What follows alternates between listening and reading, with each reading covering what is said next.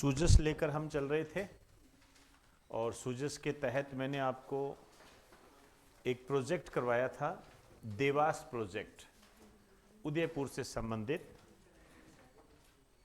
उसमें थोड़ा value added कर लीजिए, वैल्यू एडेड कर लीजिए।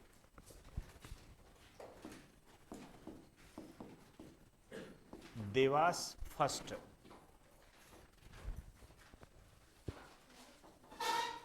देवास फर्स्ट,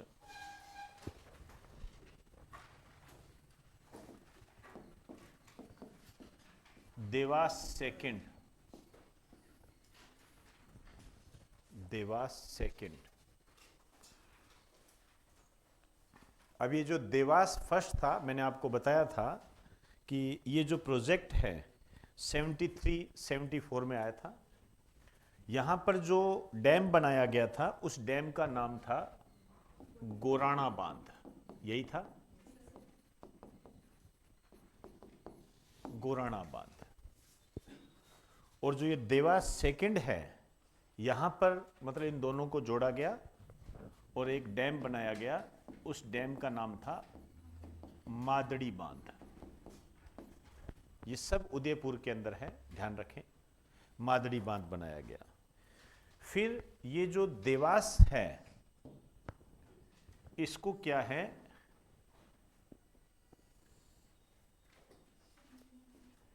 एक सुरंग के माध्यम से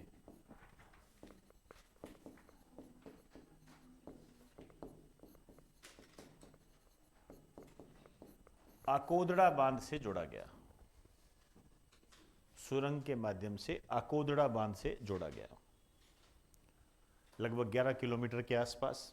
ठीक है, इसके आगे चलते हुए इसको क्या है,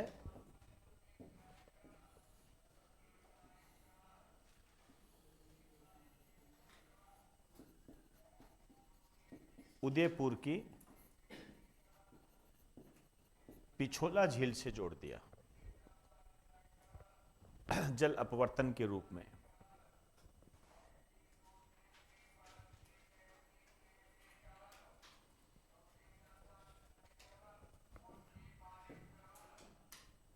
अब देखिए, देवास तृतीय, देवास तृतीय, तो यहां पर क्या है, एक डैम बनाया जाएगा, देवास तृतीय डैम। अभी हालांकि इसका कोई वैसे कोई नाम नहीं दिया गया, ये प्रस्तावित है, बनाया जाएगा, अभी तो शुभारंभ हुआ है। ठीक है, ये बनाया जाएगा नाथिया नाल में। स्थान है नाथिया नाल, गोगुंदा, उदयपुर। और ध्यान रखना, यहीं पर उद्घाटन हुआ है, या आप ये कह सकते हो उद्घाटन नहीं, यहीं पर आधारशिला रखी गई है।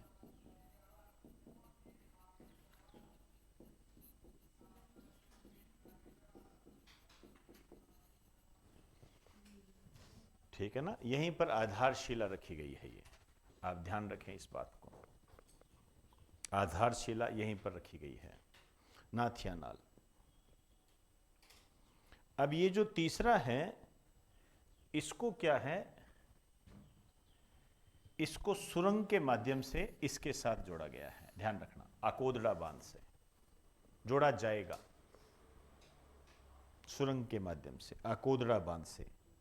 यहां पर क्या होगा, सुरंग बनाएंगे, हालांकि 11 किलोमीटर के आसपास बनाएंगे, वो जानने की आपको आवश्यकता नहीं है।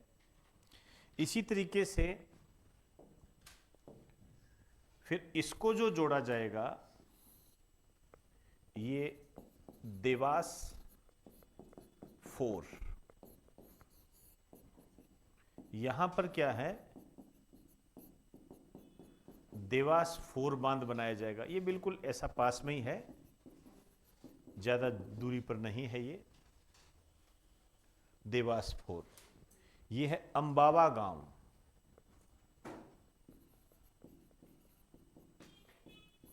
अंबावा गांव है ये, गोगुंदा में। अंबावा गांव है गोगुंदा में। ये मैंने एक डायग्राम बनाया है, महत्वपूर्ण है ये। वैसे मैंने आपको बता दिया था कि उदयपुर में पेयजल की व्यवस्था और झीलों को हरा भरा रखने से संबंधित है। ये चीज अपनी हो गई थी।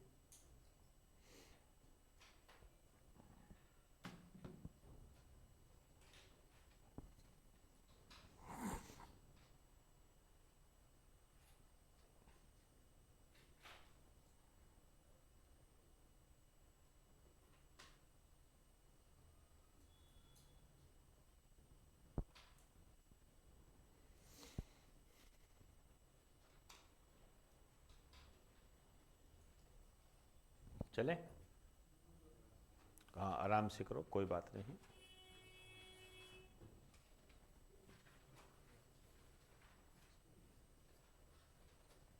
समझ में आ रही है चीज सारी? चलो आओ। तो ये मैंने आपको वैल्यू एडेड करवाया था देवास परियोजना में, महत्वपूर्ण है ये। चलो आगे, आइए थोड़ा जल्दी करो। नेक्स्ट आ जाइए, पशु कल्याण पखवाड़ा। पशु कल्याण पखवाड़ा, पशु कल्याण पखवाड़ा। ठीक है, ये जो पशु कल्याण पखवाड़ा है, ये 14 जनवरी से 30 जनवरी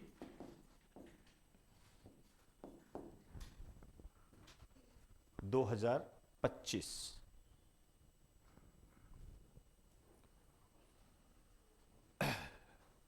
ठीक है, आइए, आप पशुओं के कल्याण से संबंधित है। यहां पर आपको यह देखना है कि राजस्थान के पशुपालन मंत्री कौन है, यह आपको थोड़ी सी जानकारी होनी चाहिए। तो राजस्थान के जो पशुपालन मंत्री हैं, यह है जोराराम कुमावत।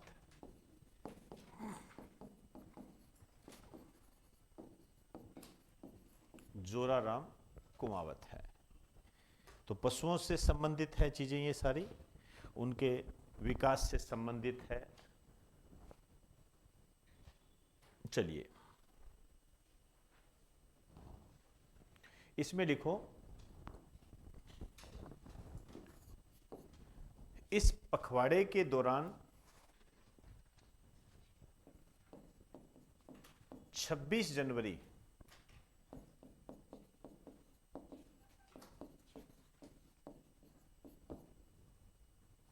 26 जनवरी गणतंत्र दिवस और 30 जनवरी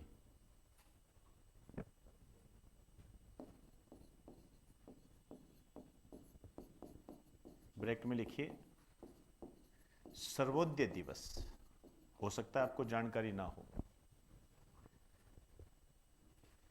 इस पखवाड़े के दौरान 26 जनवरी और 30 जनवरी सर्वोदय दिवस के अवसर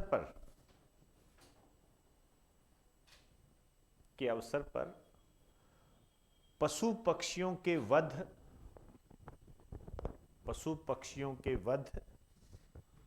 और मांस की बिक्री पर रोक लगाई गई। पशु पक्षियों के वध और मांस की बिक्री पर रोक लगाई गई।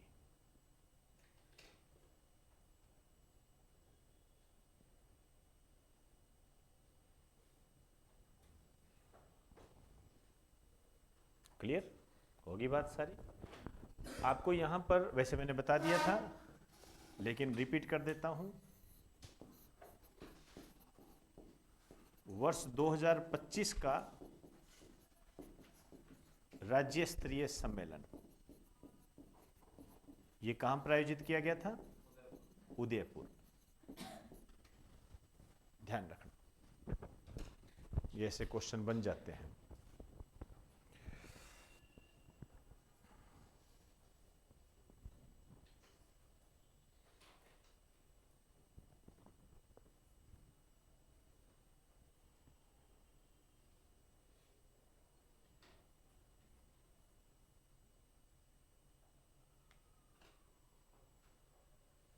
चले आइए, अब देखिए, अभी विकास की दिशा में काम चलता है। जैसे आरएस मेंस की आप बात करोगे तो उसमें भी एक क्वेश्चन आ गया था, और वो क्वेश्चन जो था एक्सप्रेसवे हाईवे पर था। तो यहां पर क्या है, राजस्थान सरकार के द्वारा no greenfield expressway highway, express highway, इसका विकास निर्माण किया जाएगा। तो आप थोड़ा सा ध्यान रख लेना, नया पॉइंट है, लिख दीजिए। लिखिए, राजस्थान सरकार के द्वारा, राजस्थान के द्वारा 9 greenfield express, 9 greenfield express highway बनाए जाएंगे।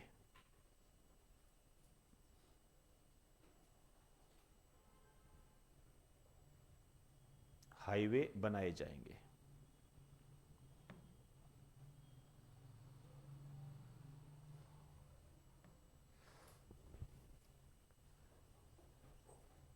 चलिए, एक शब्द आया सामने,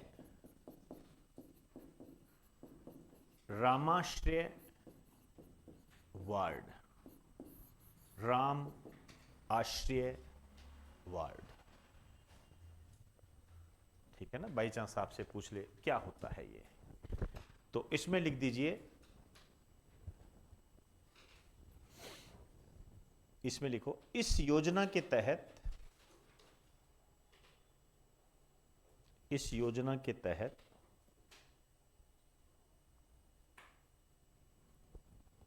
वृद्धों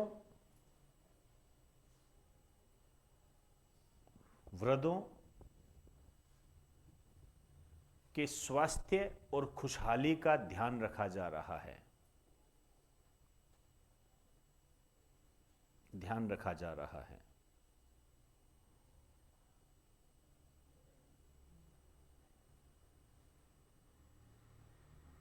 यह चिकित्सा से संबंधित है, यह चिकित्सा से संबंधित है, जिसमें, यह चिकित्सा से संबंधित है जिसमें वृद्ध लोग,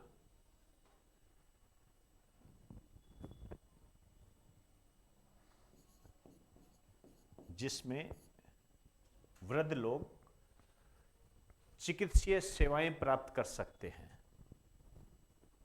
चिकित्सीय सेवाएं प्राप्त कर सकते हैं।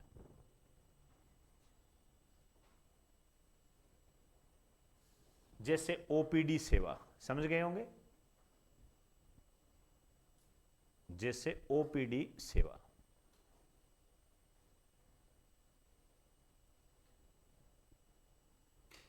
जैसे ओपीडी सेवा।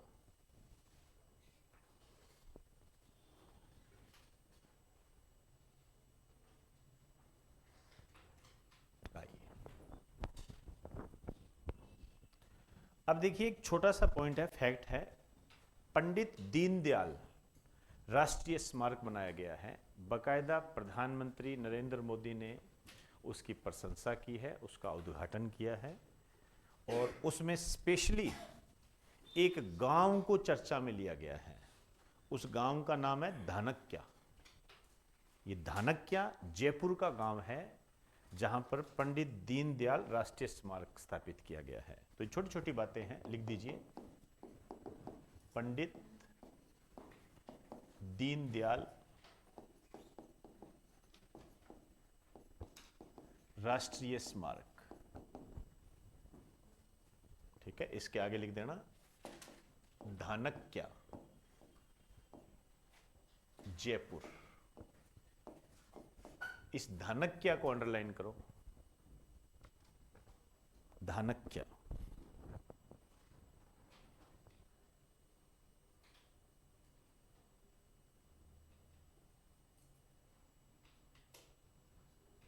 चले आइए,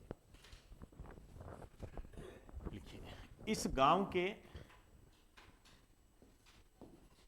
इस गांव के रेलवे क्वार्टर में,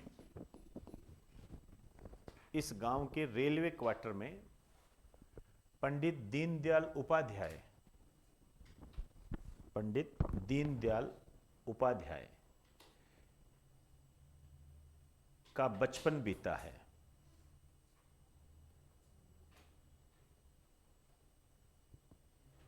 बचपन बीता है।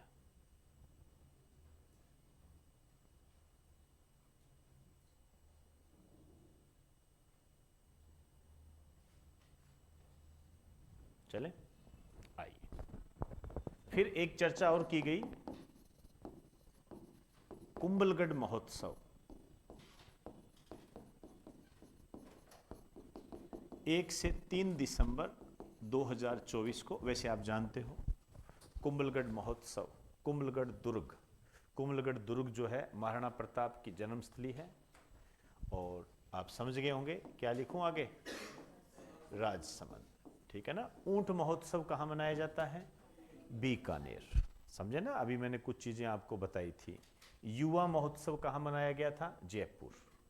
कुछ चीजें मैंने आपको पहले लिखा दी थी, ये महोत्सव चर्चा में रहे थे। एक और था पतंग महोत्सव, जयपुर। और ऊंट महोत्सव बीकानेर। हाँ, मुझे ऐसा लगा कि आप धीरे से जयपुर बोल गए, ऐसा लगा मुझे। चले आइए, एक और है, लिखो, इसी में लिख दो, अलग से मत बनाओ। बूंदी उत्सव, बूंदी उत्सव, बूंदी उत्सव लिखिए। 30 नवंबर से 2 दिसंबर,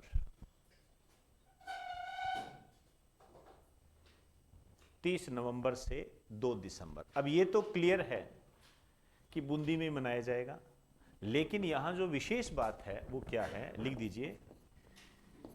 इस उत्सव का प्रारंभ 1996 में हुआ था। इस बात को थोड़ा हाईलाइट किया गया है। इस उत्सव का प्रारंभ 1996 में किया गया था। लिखिए कारण, क्यों किया गया था। लिखिए, बूंदी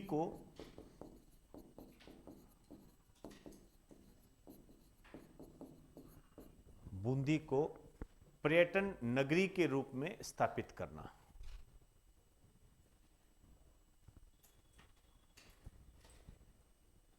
बूंदी को पर्यटन नगरी के रूप में स्थापित करना।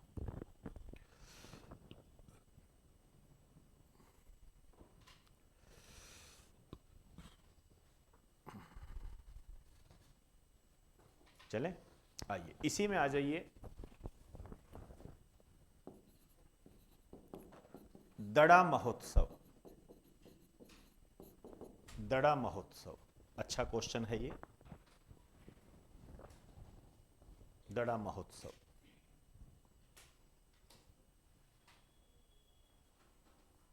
चले, ये जो है ये मनाया जाता है फूलिया कला में।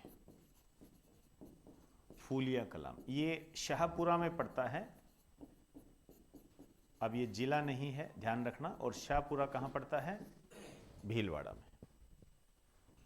ये दड़ा महोत्सव है। बहुत अच्छा क्वेश्चन है ये, ध्यान रखना। दड़ा महोत्सव, आपकी जो सुजस है उसके अंदर पूरा पेज इस दड़ा महोत्सव पर दिया गया है।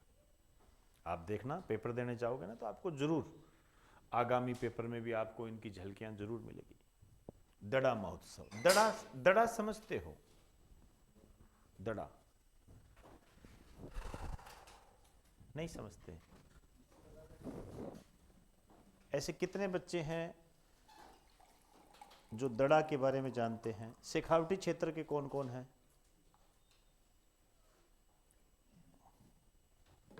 हाँ तो बताओ, है आप नहीं पता।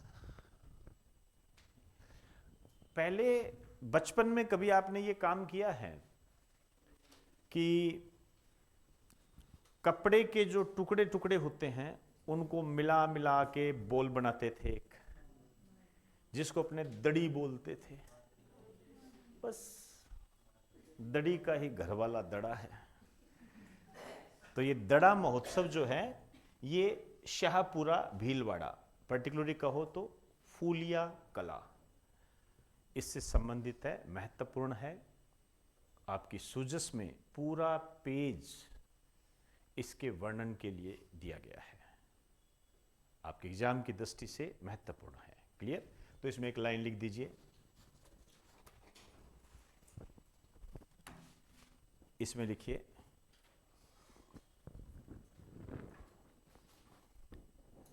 यह मकर संक्रांति पर किया जाता है।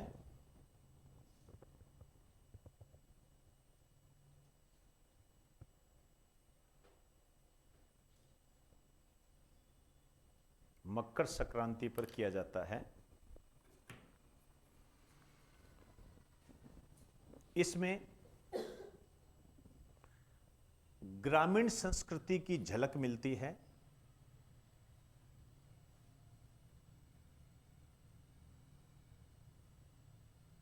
ग्रामीण संस्कृति की झलक मिलती है।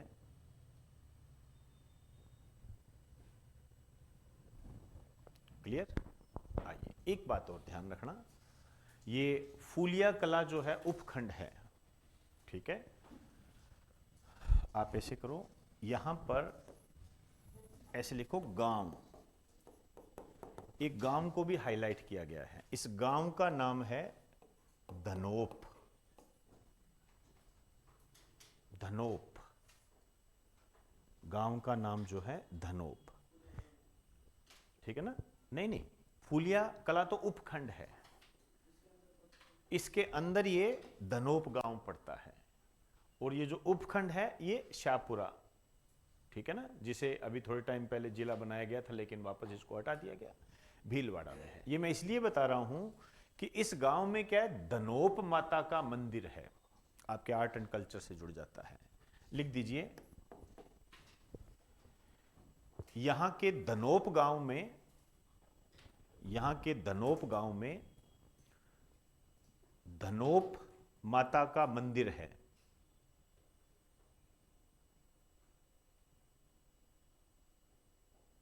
धनोप माता का मंदिर है जो राजा धुंध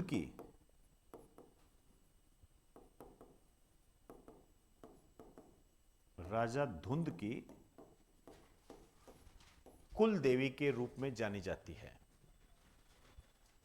जो राजा धुंध की कुल देवी के रूप में जानी जाती है। कुल देवी के रूप में जानी जाती है।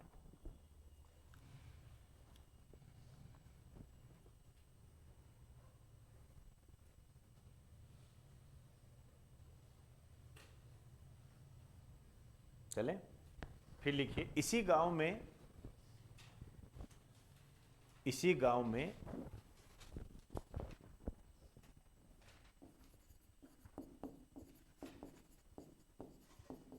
धनोप कल्याण धणी का एक प्राचीन मंदिर भी है। इसी गांव में धनोप कल्याण धणी का एक प्राचीन मंदिर भी है। एक प्राचीन मंदिर भी है। इस मंदिर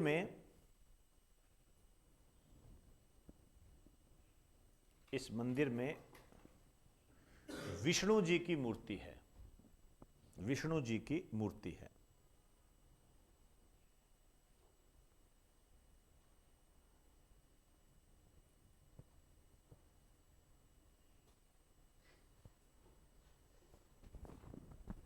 चले, आइए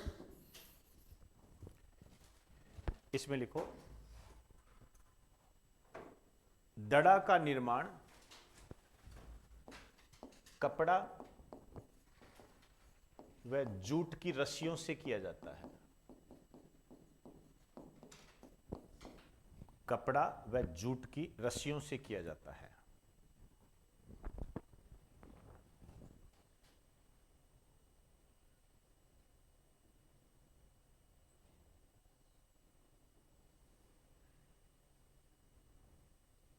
कपड़ा व जूट की रस्सियों से किया जाता है। समझ में आ गई? वही है जो आप कर रहे हो, उसी तरीके जैसे अपने करते थे। आइए, इसी से मिलता जुलता है एक है, आप स्टार डाल के लिखिए,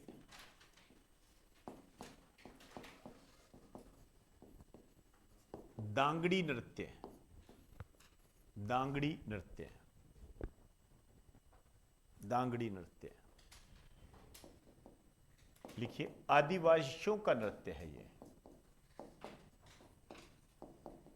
आदिवासियों का नृत्य लिखिए। संबंधित जिला बांसवाड़ा। दांगड़ी नृत्य,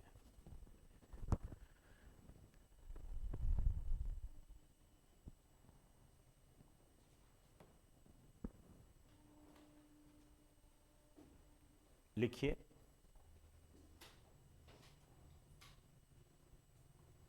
इस नृत्य में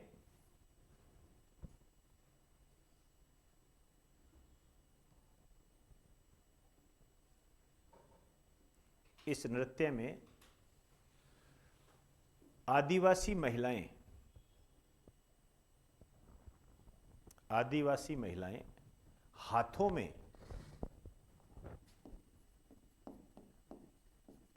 हाथों में झांझरी लेकर, एक विशेष प्रकार का इंस्ट्रूमेंट होता है, हाथों में झांझरी लेकर, और पुरुष ढोल के साथ नृत्य करते हैं। पुरुष ढोल के साथ नृत्य करते हैं।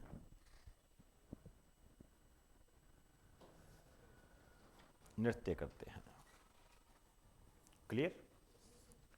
तो आपको ये ध्यान रखना है, ये दांगड़ी नृत्य होता है और आदिवासियों का नृत्य है। समझे ना बात को? तो आपसे इस तरीके से पूछते किसका नृत्य, तो आदिवासियों का नृत्य है। क्या महिला और पुरुष दोनों का नृत्य है? बिल्कुल नृत्य है। किस प्रकार के इंस्ट्रूमेंट इस्तेमाल होते हैं? झांझरी और ढोल। जिला कौन सा है? बांसवाड़ा। ये इंपॉर्टेंट है, ध्यान रखें। ये इसलिए इंपॉर्टेंट है क्योंकि जब राष्ट्रपति द्रौपदी मुर्मू जी की बसंत पंचमी पर राजस्थान की यात्रा रही थी, तो वो डूंगरपुर में वेणेश्वर धाम और यहाँ जा गई थी, तो उनका जो वहाँ पर स्वागत किया गया था वो इसी नृत्य के द्वारा किया गया था, तभी ये नृत्य चर्चा में आया था। तो आपको इस बात का अंदाजा हो गया कि ये क्वेश्चन में आने की ताकत रखता है, यही होता है। ठीक है, तो इसमें लिख दीजिए, राष्ट्रपति द्रौपदी मुर्मू जी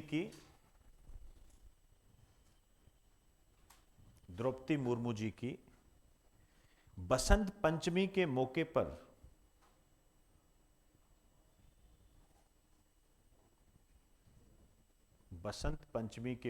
पर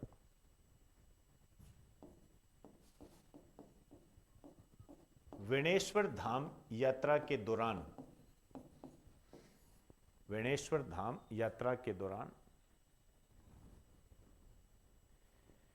यह नृत्य चर्चा में रहा। यह नृत्य चर्चा में रहा।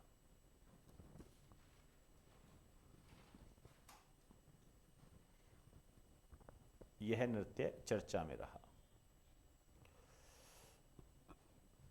चले, आइए। मेरी नजर में ये मोस्ट इंपॉर्टेंट है भाई, ध्यान रखें। किसी न किसी रूप में ये जरूर क्वेश्चन आएगा। नेक्स्ट आ जाइए। देखिए, मैंने आपको विकसित भारत यात्रा करवाई है। विकसित भारत यात्रा, आप जानते हो कि भारत के द्वारा वर्ष 2047 तक विकसित भारत बनाने का लक्ष्य रखा गया है। भारत के संबंध में जो ये यात्रा स्टार्ट की गई थी, ये 15 नवंबर 2023 से 26 जनवरी 2024 तक थी ये। ठीक है, क्लियर होगी बात सारी? ध्यान रखना 26 जनवरी नहीं 25 जनवरी, ठीक है ना? वो मैंने आपको करवाया हुआ है उधर। इसमें क्या है, जो भारत सरकार की योजनाएं हैं उनके बारे में लोगों को जानकारी देना, अवगत करवाना, उससे जोड़ना, जैसे आयुष्मान भारत योजना है, उज्ज्वला योजना है, उससे संबंधित थी। राजस्थान में उस समय चुनाव चल रहे थे, इस कारण से राजस्थान में जो है ये जो है 16 दिसंबर से चली थी।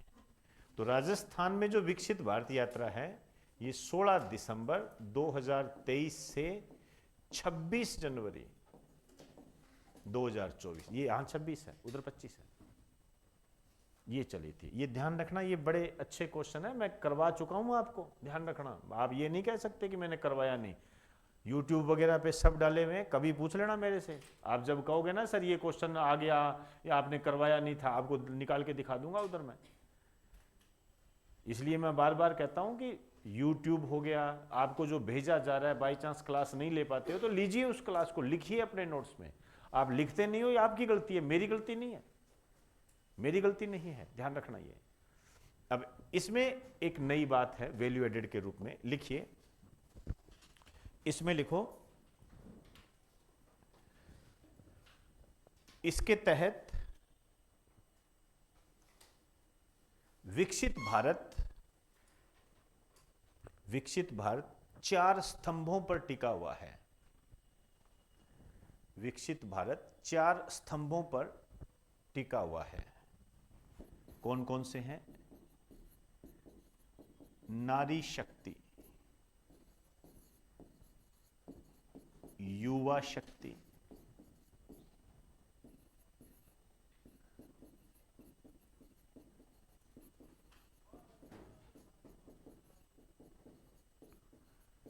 किसान भाई बहन, और चौथा है गरीब परिवार।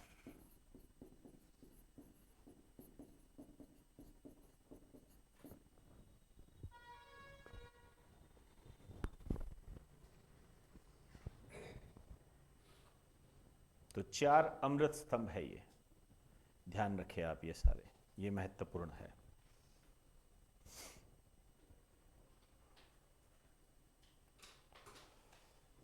आइए एक चीज और ध्यान रखना, विकसित भारत संकल्प यात्रा जो थी उसके लक्ष्यों को प्राप्त करने में राजस्थान का पहला स्थान रहा। लिख दीजिए,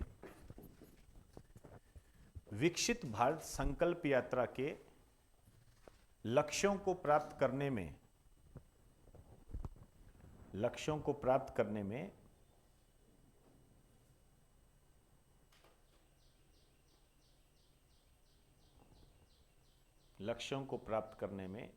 राजस्थान का पहला स्थान रहा।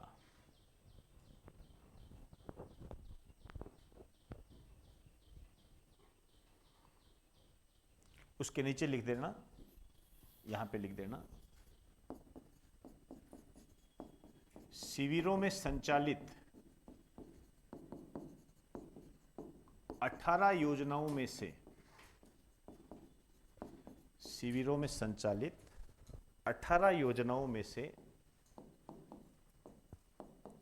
18 योजनाओं में से 14 योजनाओं में, योजनाओं के लिए तो था ये, 18 योजनाओं में से 14 योजनाओं में राजस्थान का पहला स्थान रहा। राजस्थान का पहला स्थान रहा।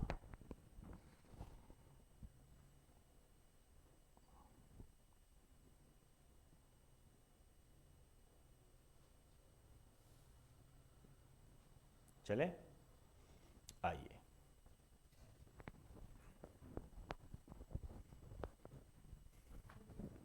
कोई बताएगा मुझे कि राजस्थान सरकार में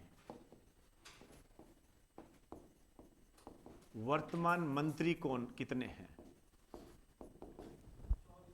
24, शाबाश, बहुत बढ़िया, ये एक अच्छा डाटा है, 24 है। क्लियर होगी बात सारी? ठीक है। इसमें आपको ये ध्यान रखना है, इस 24 के अंदर ही जो 3 है ये कौन है? भजनलाल शर्मा,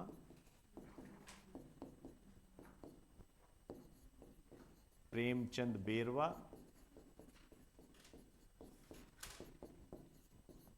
और दिया कुमारी। दिया कुमारी के संबंध में आपको यह बात ध्यान रखनी है कि ये राजस्थान की वित्त मंत्री है, लेकिन ये ध्यान रखना दूसरी है। स्वतंत्र रूप से पहली कह सकते हो। इससे पहले वसुंधरा राजे थी, लेकिन वो मुख्यमंत्री भी थी। मुख्यमंत्री पद पर रहते हुए उसने वित्त का कार्यभार अपने पास रखा था। ठीक इसी प्रकार अशोक गहलोत ने भी वित्त का कार्यभार अपने पास रखा था। ठीक है ना, ये थोड़ा सा आपको करेक्ट रखना है हमेशा। यदि स्वतंत्र रूप से पूछ ले तो दिया कुमारी है, कोई दिक्कत नहीं है। लेकिन यदि वैसे पूछ ले तो दूसरी महिला वित्त मंत्री है ये, पहली वसुंधरा राजे रही है। आप यहां लिख दीजिए, लिखिए स्वतंत्र रूप से मतलब केवल वित्त मंत्री, समझे? स्वतंत्र रूप से भारत राजस्थान की स्वतंत्र रूप से राजस्थान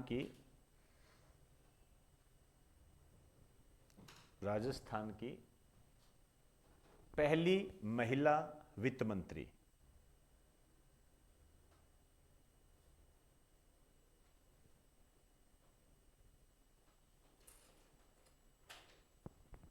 पहली महिला वित्त मंत्री। एक लाइन और लिख दीजिए, राजस्थान की दूसरी महिला वित्त मंत्री। राजस्थान की दूसरी महिला वित्त मंत्री। ठीक है, पहली क्या लिखोगे? वसुंधरा राजे। लेकिन समझ गए होंगे इन्हें स्वतंत्र रूप से क्यों नहीं कहा जा सकता? क्योंकि ये सीएम भी थी। क्या मेरी बात ये क्लियर हो गई? यहां उलझाएगा आपको। ठीक, आइए अब देखिए, जो कैबिनेट मंत्री रहे ये है 12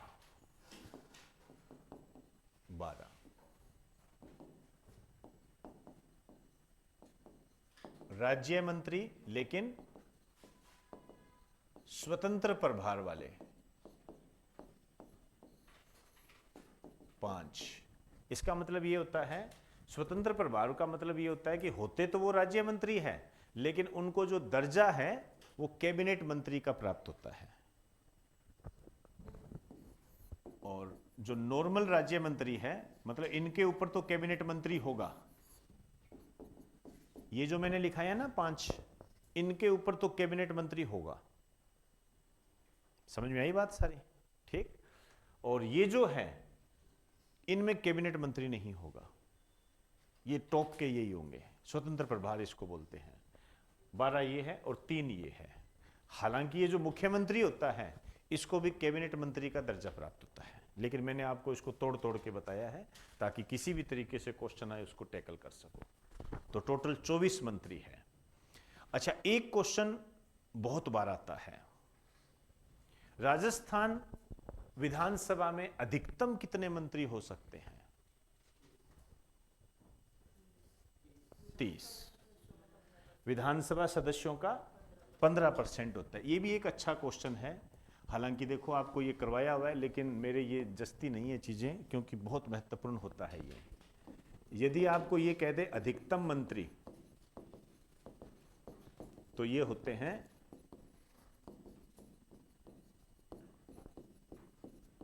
विधानसभा सदस्यों का 15%।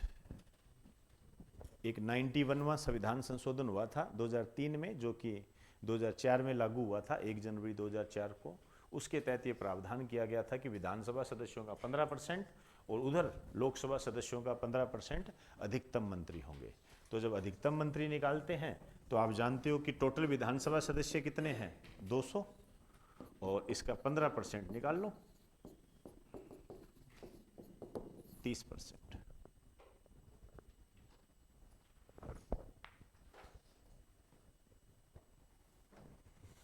30% होता है। ये बहुत अच्छा क्वेश्चन होता है, इस पर गौर करें। चलिए, एक सम्मेलन हुआ था, ठीक है, पुलिस महानिदेशकों और महानिरीक्षकों का सम्मेलन हुआ था एक।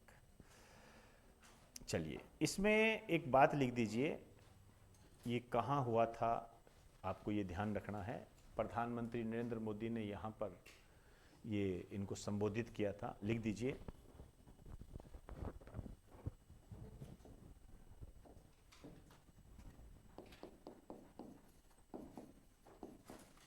पुलिस महानिदेशकों व महानिरीक्षकों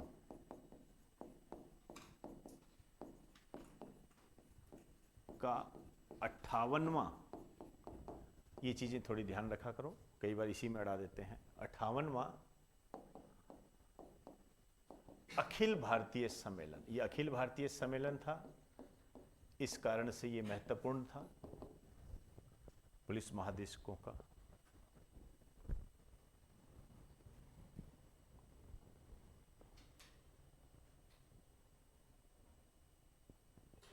लिख दीजिए 5 से 7 जनवरी 2024।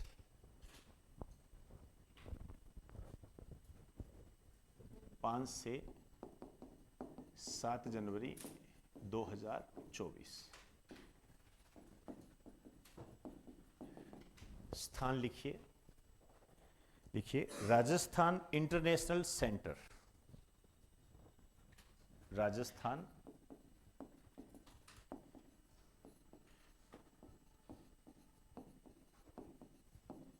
इंटरनेशनल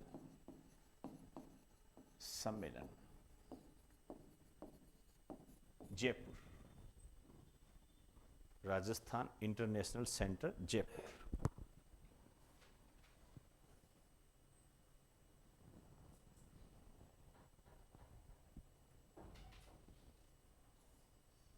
आइए, यहां आपको एक बात ध्यान रखनी है। आप जानते हो कि जुलाई से नए आपराधिक कानून लागू किए गए थे, ठीक है ना, वो डेट भी आपको ध्यान रखनी है, कराया हुआ है। इनको जो संबोधित किया था, एड्रेस किया था, प्रधानमंत्री ने किया था।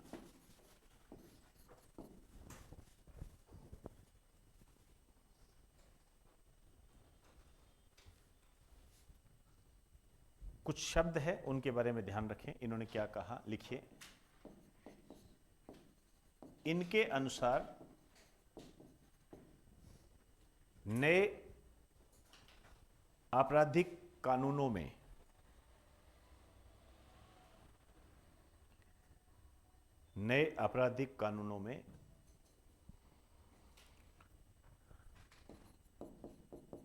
नागरिक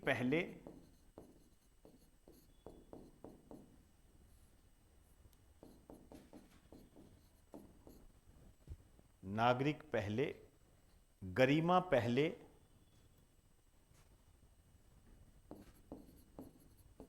और न्याय पहले, अंडरलाइन करो इसको, नागरिक पहले, गरिमा पहले और न्याय पहले की भावना है।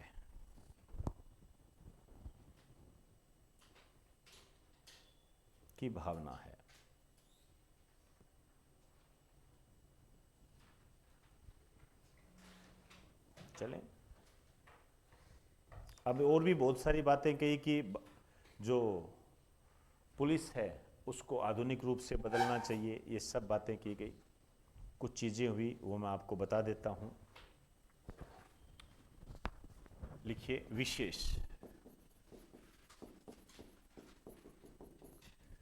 विशेष में पहला लिखिए,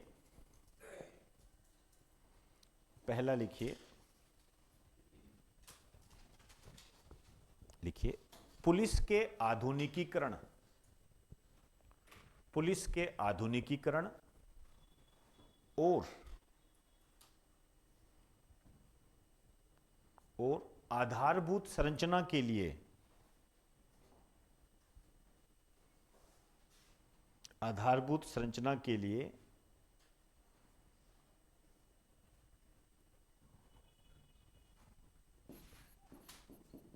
police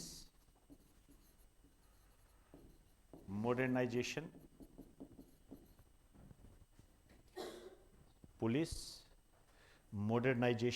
and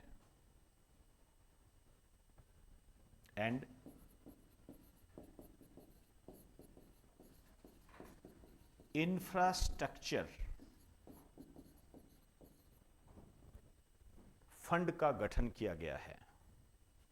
police modernisation and infrastructure fund का गठन किया गया है।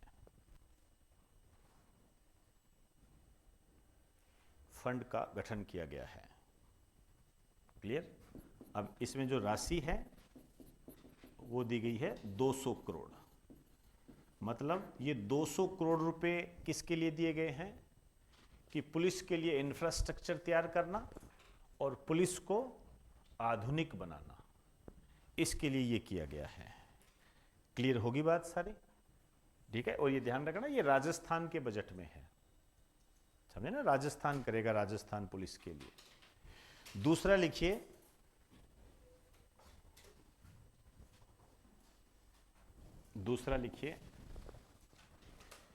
लिखिए 34 पुलिस थानों में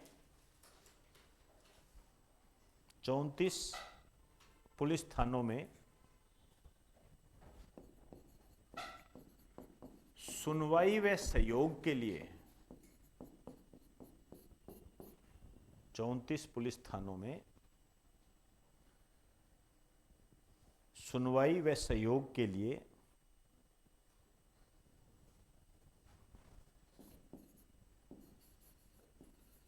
साइबर हेल्प डेस्क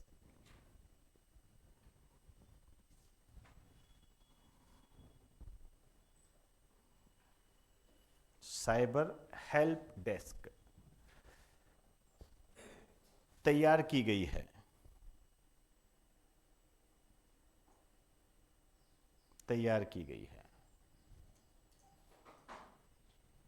समझ में आई बात सारी? अब यहां जो है ना, ये 34 पुलिस थाने हैं, इसमें लिख दीजिए नए, मतलब ये नए हैं। यहां जो लिखे ना नए 34 पुलिस थाने, नया शब्द जोड़ दो, मतलब ये नए हैं। 34 नए पुलिस थाने जो बने हैं उसके अंदर क्या है? Cyber help desk. Cyber help desk का मतलब समझ गए? साइबर क्राइम होता है ना, उससे निपटने से संबंधित बहुत ज्यादा होने लगे साइबर क्राइम के मामले। पता लगा कि आपके पास फोन आया कि जीत गए हैं आप 5 करोड़ रुपए। आप ऐसा कीजिए कि अपना अकाउंट नंबर दे दीजिए, और एक कुछ नहीं मांगेंगे, वो आपसे OTP मांगेंगे, आप वो दे देना, और अंदर जो 5-10 रुपए पड़े हैं वो भी ले जाएगा वो। ये होता है साइबर क्राइम। तो आजकल आप जानते हो बहुत ज्यादा होने लग गई है, तो थोड़ा ध्यान रखा करो। चलिए आइए, एक यहां पर इसमें लिख दीजिए, एक लाइन लिखो यहां पर ऐसे स्टार डालकर लिखिए 2013 से पहले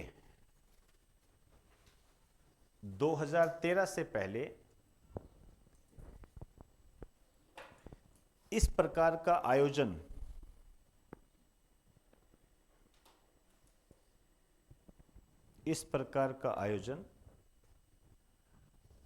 दिल्ली में ही होता था। इस प्रकार का आयोजन दिल्ली में ही होता था। क्लियर? इसका मतलब ये बात क्लियर हो गई कि 2013 के बाद में ये अन्य स्थानों पर हुए थे। जैसे 2014 में गुवाहाटी में हुआ था, 2015 में कच्छ में हुआ था। अब ये वैसे जानने की आपको कोई आवश्यकता नहीं है, बस ये ध्यान रखें कि ये आपका अब जो 2024 का हुआ है ये आपका जयपुर के अंदर हुआ है। बस आपके काम की चीज़ यही है। कई बार मध्य प्रदेश में हुआ, कई बार केवड़िया गुजरात में भी हुआ, वो आप रहने दीजिए चाहे। चलिए, अब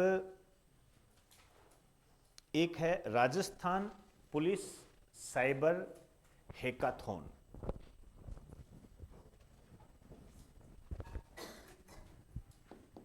राजस्थान पुलिस साइबर हैकाथॉन 1.0।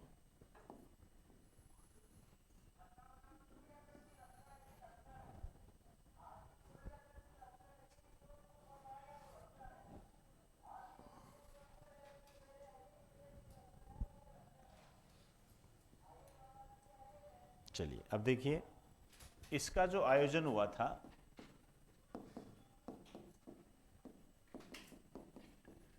जनवरी 2023 के अंदर, ध्यान रखना, जनवरी 2023 के अंदर हुआ था ये।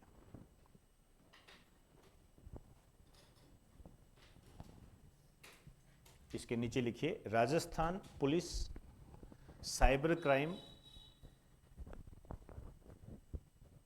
और स्थान तो लिख दीजिए जयपुर।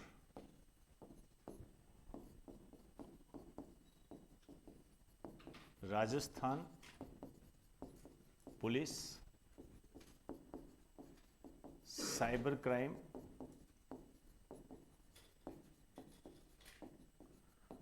अवेयरनेस मिशन के तहत, अवेयरनेस मिशन के तहत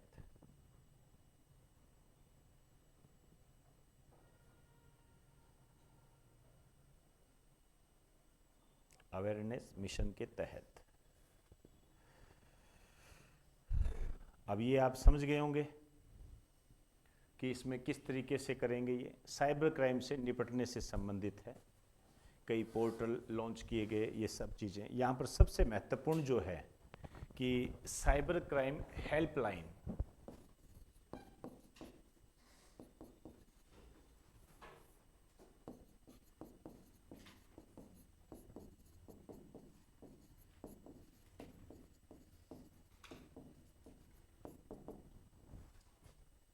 साइबर क्राइम हेल्पलाइन, जैसे हेल्पलाइन नंबर होता है ना, वो 108 पे फ़ोन कर दिया, वैसे ये है 1930।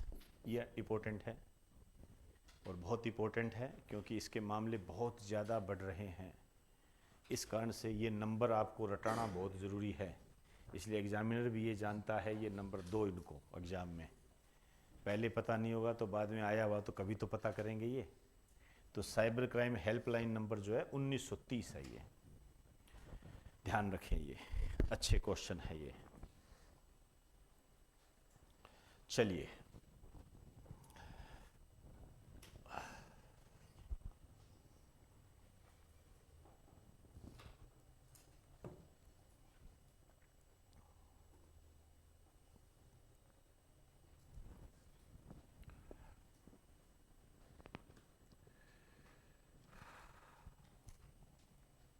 एक जब राजस्थान बजट आया था उसमें क्या है कर्जे की बड़ी बात हुई थी।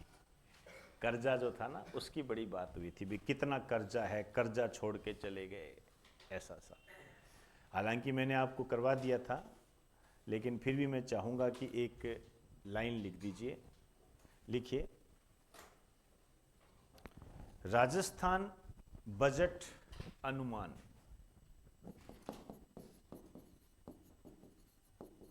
राजस्थान बजट अनुमान,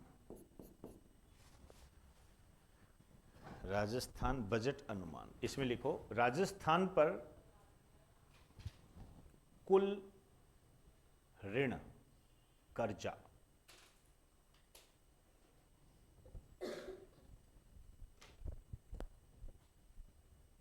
अब वैसे तो ये जो है 5,79,781 है, तो आप इसको राउंड फिगर में लिख दीजिए 5,79,781। 5,80,000 लगभग है। 5,80,000 इतना ही होगा या आगे क्या लिखें? करोड़। करोड़ इतना कर्जा है भाई। चुकाएगा कौन?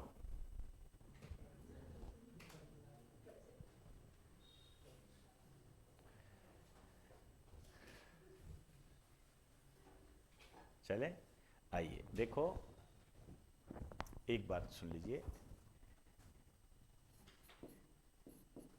डेप्ट ये क्या होता है? इसको क्या बोलते हैं? आप इंग्लिश मीडियम क्यों, बताइए। नहीं हो क्या? अच्छा, डेप्ट का मतलब क्या होता है? हैं? डेप्ट है देता। हाँ हाँ, देता क्या देना? कर्जा देना। डेप्ट का मतलब कर्जा होता है, ऋण होता है, ठीक है। एक होता है जीएसडीपी, ठीक है ना, 2 मिनट रुक जाइए। ये होता है ग्रोस स्टेट डोमेस्टिक प्रोडक्ट, सकल राज्य घरेलू उत्पाद, मतलब ओवरऑल प्रोडक्शन। तो इसके अनुपात के मामले में देखें, मतलब कर्जा और जीएसडीपी, यदि इसके रेशियो में देखें तो ये रेशियो जो है राजस्थान में दूसरे नंबर पर है। ये मतलब पंजाब टॉप पर है इस मामले में और हम दूसरे नंबर पर हैं। तो इसमें एक लाइन लिख दीजिए, लिखिए डेप्ट जीएसडीपी, डेप्ट जीएसडीपी अनुपात के मामले में, अनुपात के मामले में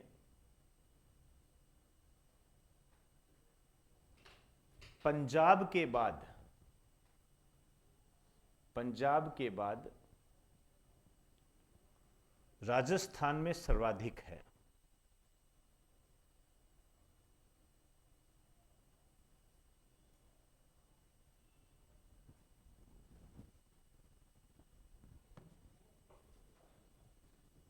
राजस्थान के बाद राजस्थान सर्वाधिक है पंजाब के बाद। समझ में आ गए?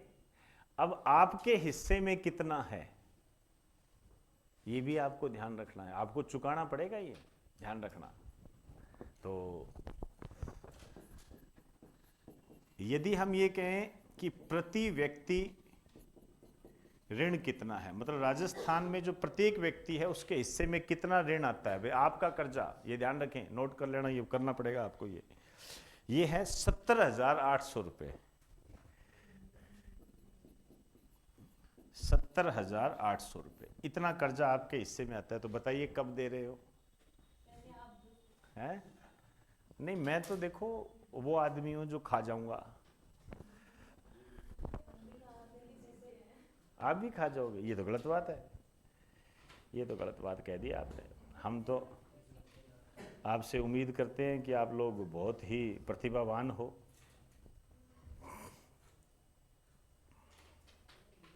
चलें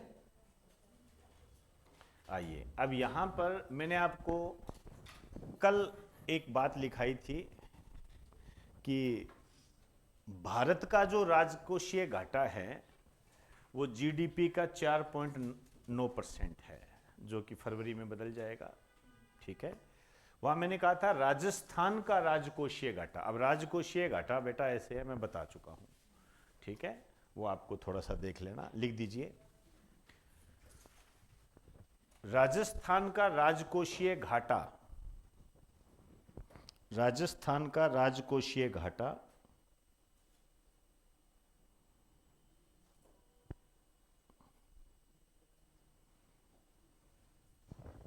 राजकोषीय घाटा जीएसडीपी का, समझ गए? जीएसडीपी, जीएसडीपी का 3.95% है, 3.95% है। ये बहुत अच्छा क्वेश्चन है, मैंने कल भी बताया था। और भारत की दृष्टि से बात करोगे तो मेरे हिसाब से 4.95 है, 4.9 कह दीजिए या 90 कह दीजिए, जो भी है वो ऐसे मित्र मिलता जुलता है। ऐसे समझ लीजिए कि भारत का 4.9 है और राजस्थान का 3.9 है राजकोषीय घाटा इतना। अब राजकोषीय घाटा क्या होता है? जब खर्चा ज़्यादा होता है, इनकम कम होती है, उसको राजकोषीय घाटा बोलते हैं। चलिए, बोर तो नहीं हो रहे हैं? थोड़ा बहुत नहीं हो रहे हो तो बता दीजिए। हो रहे हो तो भैया कोई सिंपल सी बात है, आप कहोगे तो आपको गाना सुना देंगे। हैं?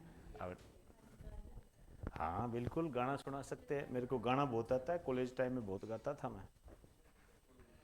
आप बता देना यदि गाना सुनाना हो तो। आइए,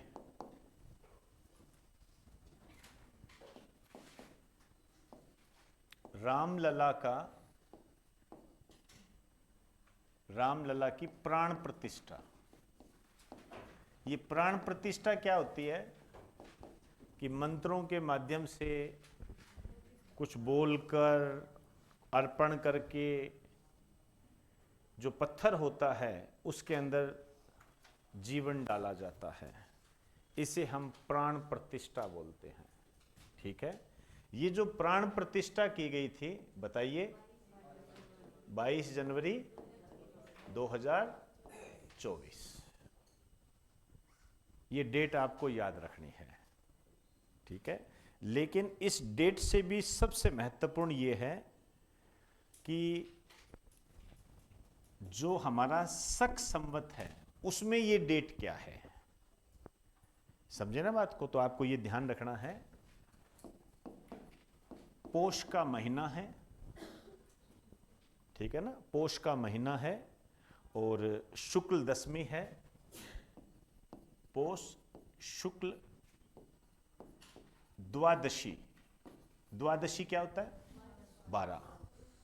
ठीक है ना? द्वादशी आप लिखना चाहो तो इधर ऐसे भी कर सकते हो, 12। पोष शुक्ल द्वादशी। चले? विक्रम संवत 2080, ये आपको ध्यान रखना है। ये ध्यान रखना है, ठीक है ना? 22 जनवरी तो देखिए ध्यान रह जाएगा, इसमें कोई किंतु परंतु नहीं है, लेकिन आपको ये ध्यान रखना है।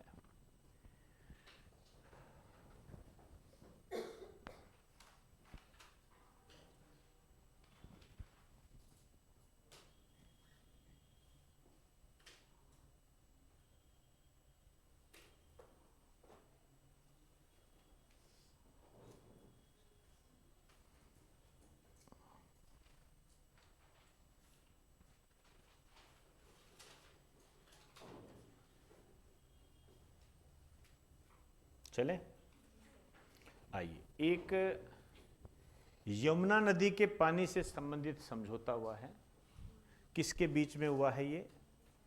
राजस्थान और हरियाणा। तो इसमें लिख दीजिए,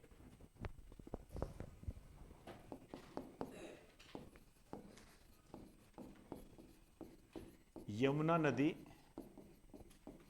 जल समझौता।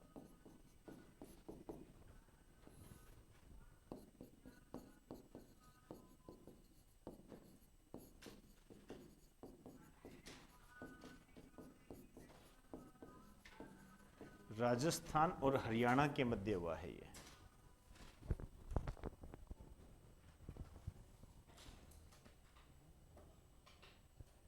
राजस्थान और हरियाणा के मध्य। चलें? ध्यान रखना, इसमें जो बीच में है वो सेंट्रल गवर्नमेंट है।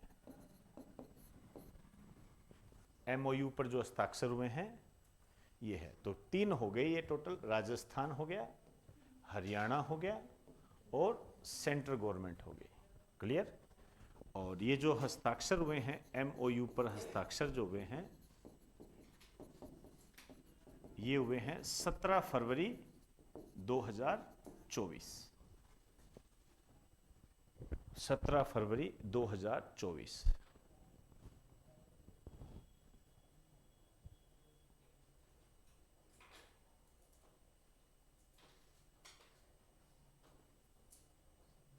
चले, आइए इस समझौते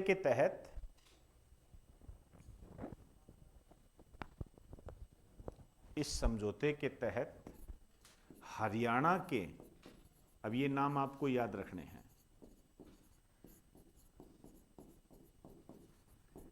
हरियाणा के हथीनीकुंड बैराज, हरियाणा के हथीनीकुंड बैराज, ब्रैकेट में लिखिए ताजेवाला हेड,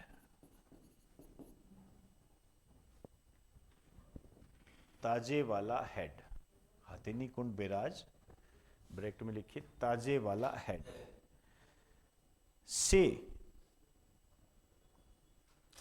राजस्थान को पानी मिलेगा।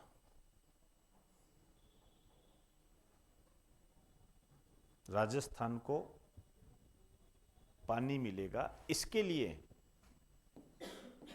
250 किलोमीटर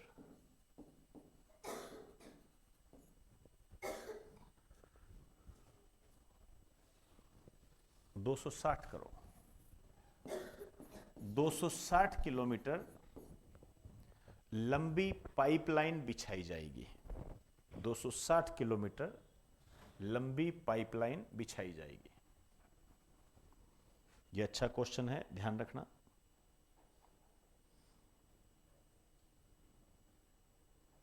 चलें, अब देखिए जिस समय ये समझौता हुआ था उस समय जो हरियाणा के मुख्यमंत्री थे वो मनोहर लाल खट्टर थे, समझे ना। अब जो है सैनी है, समझे, नायब सिंह सैनी, ये थोड़ा ध्यान रख लेना।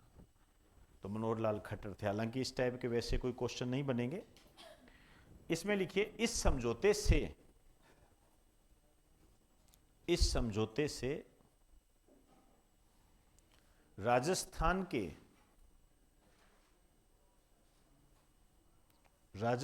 के शेखावटी क्षेत्र को, राजस्थान के शेखावटी क्षेत्र के 3 जिलों को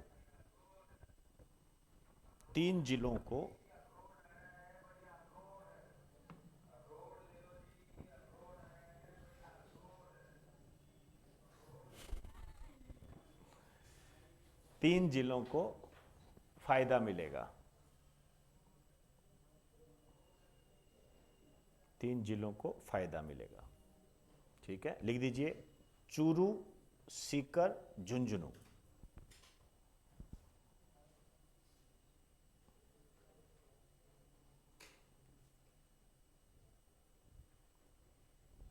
चले, मतलब पेयजल और सिंचाई दोनों के लिए है ये। तो ये यमुना नदी से संबंधित है, ध्यान रखना है। ठीक, चलिए जी।